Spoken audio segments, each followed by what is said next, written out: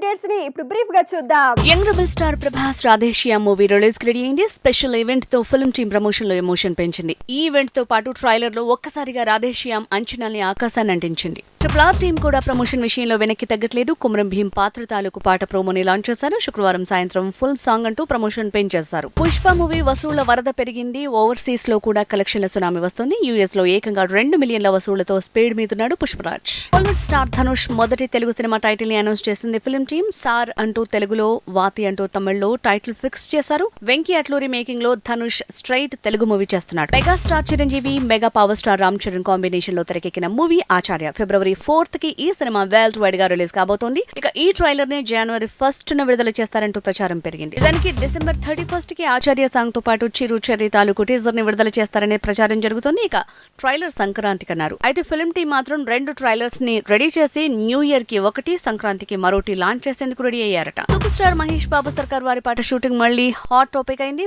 10 రోజులే pending shooting అని, మోకాలి సర్జరీతో రెస్ట్ తీసుకుంటున్న ప్రిన్స్ ఫిబ్రవరిలో పెండింగ్ షూటింగ్ పూర్తి చేస్తారన్నారు. కానీ లాస్ట్ స్కెడ్యూల్ పూర్తవ్వాలంటే 30 రోజుల టైం పడుతుందంటూ కొత్తగా ప్రచారం జరుగుతోంది. బాలీవుడ్ హీరో సిద్ధార్థ్ మల్హోత్రాతో డేటింగ్ చేస్తున్న ఖైరా అద్వానీ తన ప్రేమ ప్రయాణాన్ని అఫీషియల్ గా అనౌన్స్ చేయబోతుందట. న్యూ ఇయర్ ఈవ్ నాడే ఇన్స్టాలో అనౌన్స్ చేయబోతుందట. అంతేకాదు ఏకంగా ఎంగేజ్మెంట్ వార్త అందించబోతోందని ప్రచారం జరుగుతోంది.